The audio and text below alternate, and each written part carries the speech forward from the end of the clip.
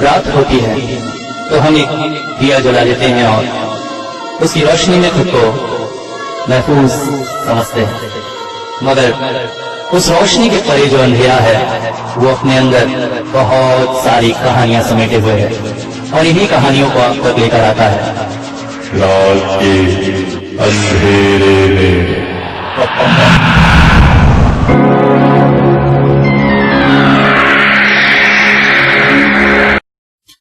दोस्तों, शिक्षक हमारे जीवन का एक अभिन्न अंग होते हैं।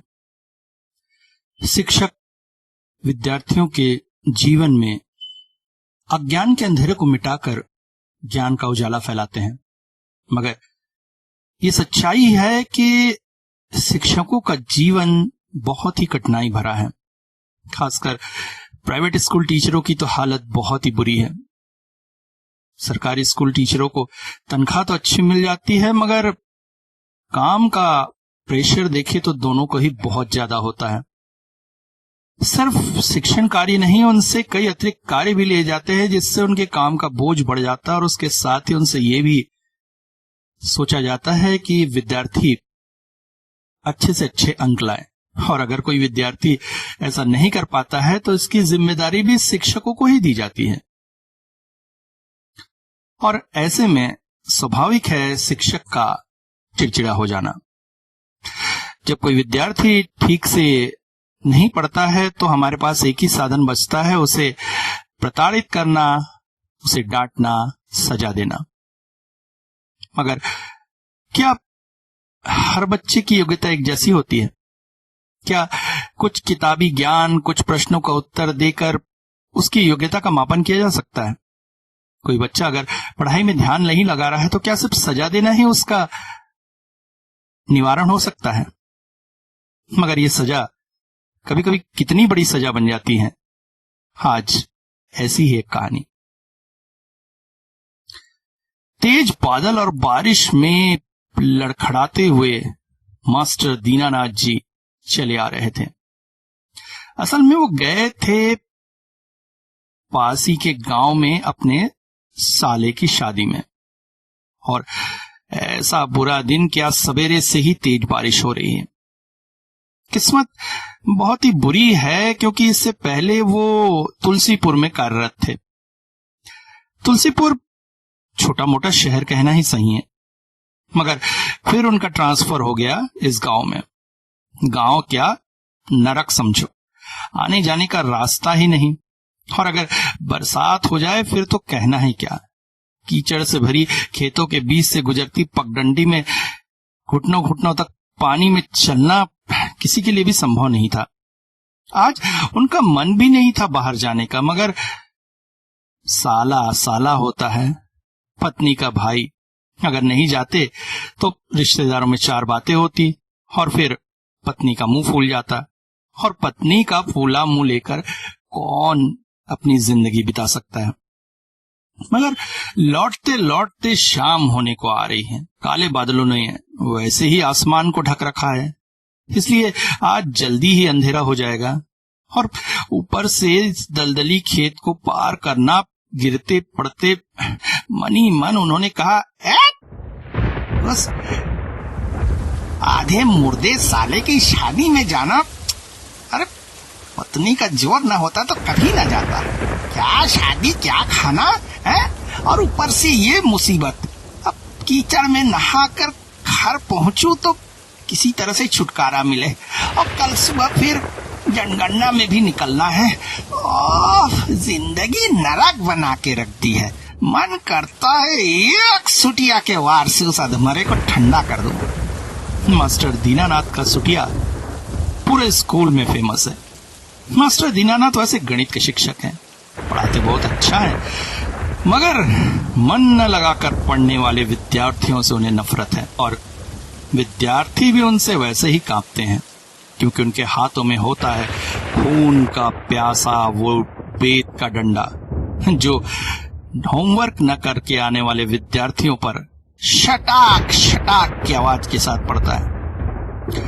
मास्टर दीनानाथ की क्लास की घंटी बजते ही विद्यार्थियों में एक अजीब सी दहशत फैल जाती है।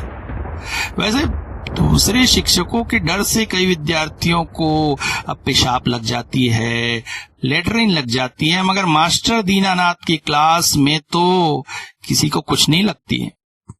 सिर्फ पढ़ाई होती है या फिर बेत की आवाज आती है। मास्टर इसी गुस्से में चले जा रहे थे। सिर पर था एक बड़ा सा छाता, एक हाथ में तेज रोशनी वाली टॉर्च। जूतों को उन्होंने अपने दो बगलों में दबा लिया था और गिरते पड़ते चले जा रहे थे कि तभी एक आवाज ने उन्हें चौंका दिया। घर जा रहे हैं मास्टर साहब?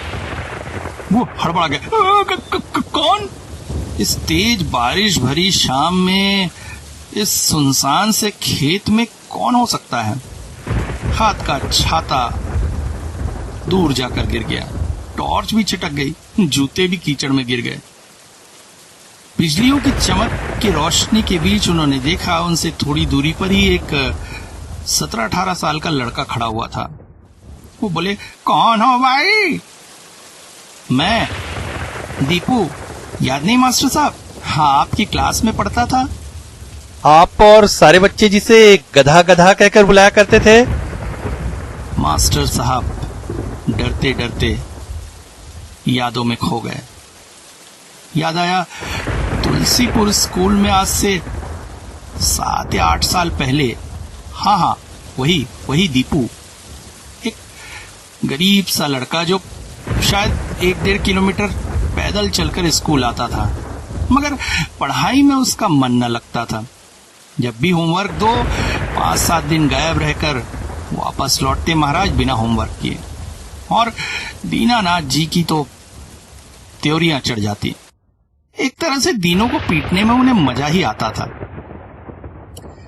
एक दिन पूजा की छुट्टियों से पहले उन्होंने सभी बच्चों को होमवर्क दिया और दीनों से कहा, तुम सुन लो, होमवर्क करके आना, जब भी आना, क्योंकि पता है पूजा की छुट्टियों के बाद तो तुम आओगे नहीं, मगर जब भी आओगे अगर होमवर्क नहीं मिला तो मैं स्कूल से निकलवा दूंगा।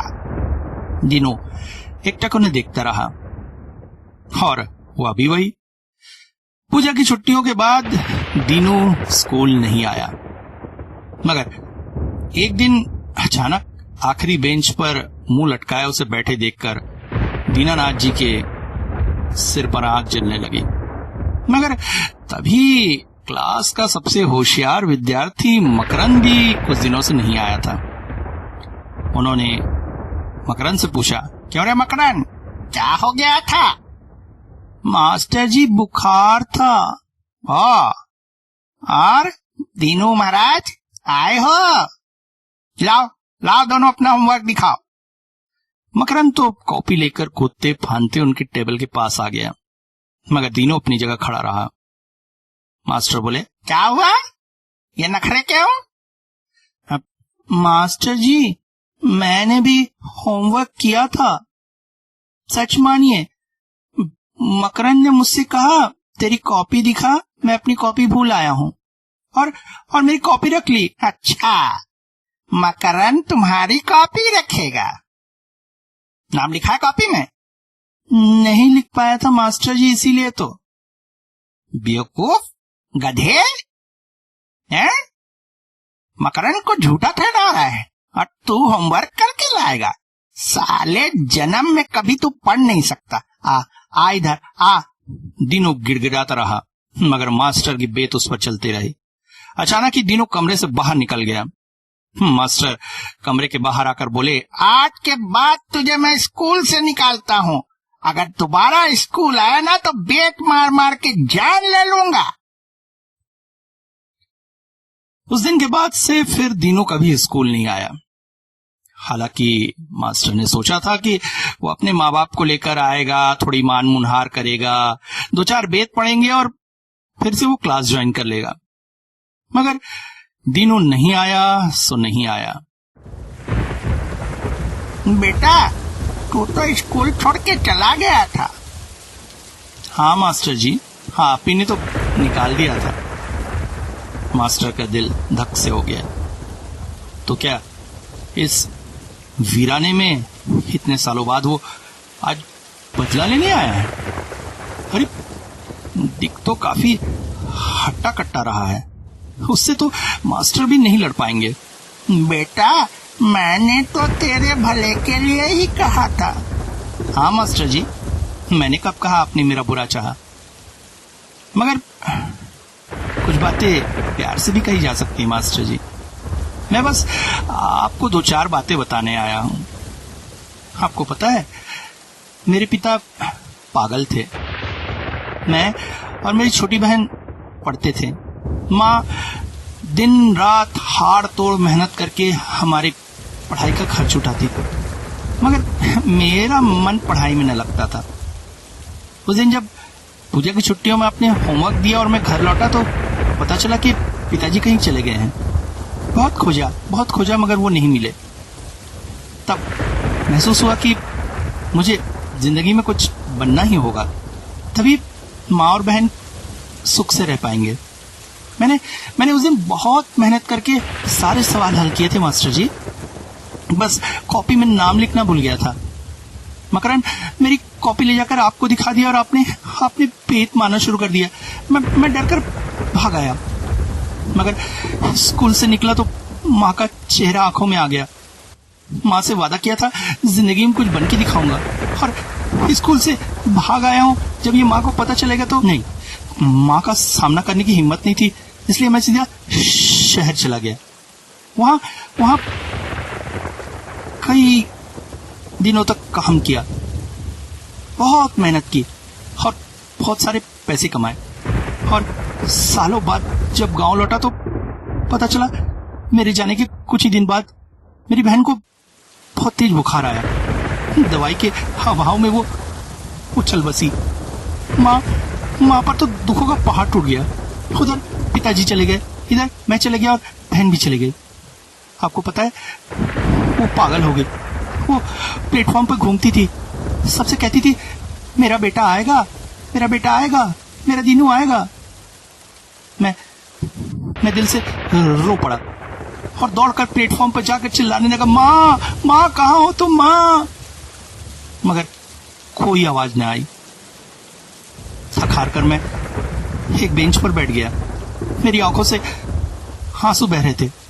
हाथों में उस रुपए की थैली को पकड़कर सोच रहा था कि इन पैसों से मैं सारी सुख सुविधाएं खरीद के माँ को देना चाहता था, और माँ ही कहाँ चली गई कि तभी प्लेटफॉर्म के उधर से एक आवाज आई, बेटा दीनू तू आया है बेटा? मैं चौंक पड़ा।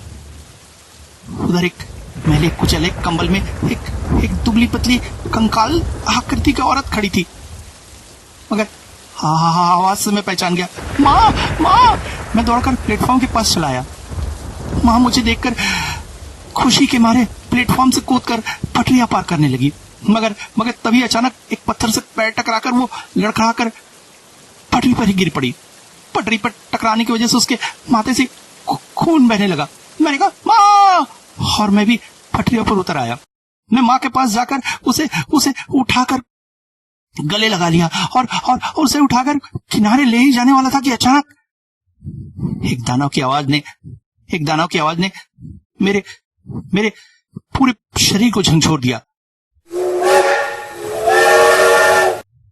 आंखें उठाकर देखा तो हमसे कुछ ही दूरी पर एक ट्रेन धड़धड़ाती चली आ रही थी।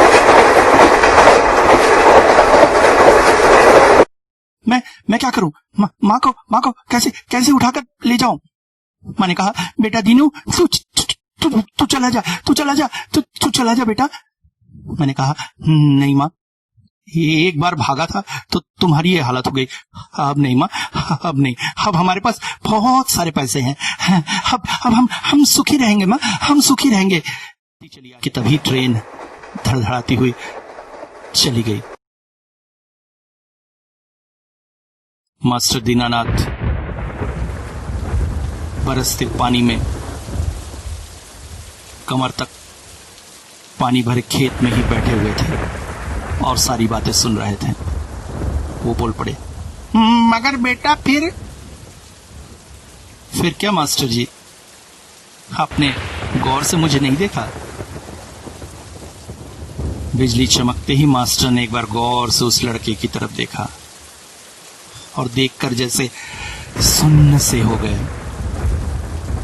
उस लड़के का सिर्फ धड़ से ऊपर का हिस्सा हवा में लहरा रहा था, कमर से नीचे का हिस्सा तो था ही नहीं।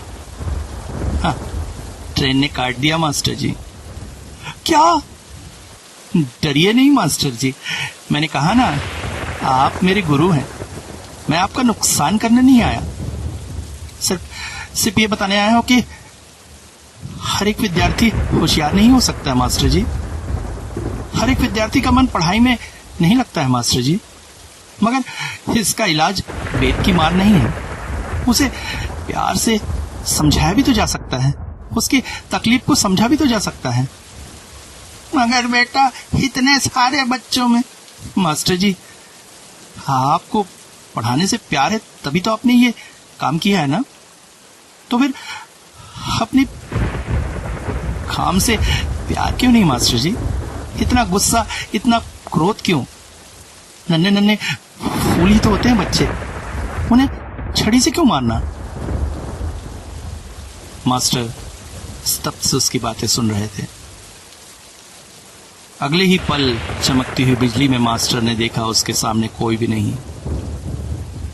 तेज बारिश में मास्टर उसी तरह खेत में बैठे रहे और फिर उठकर घर आ गए।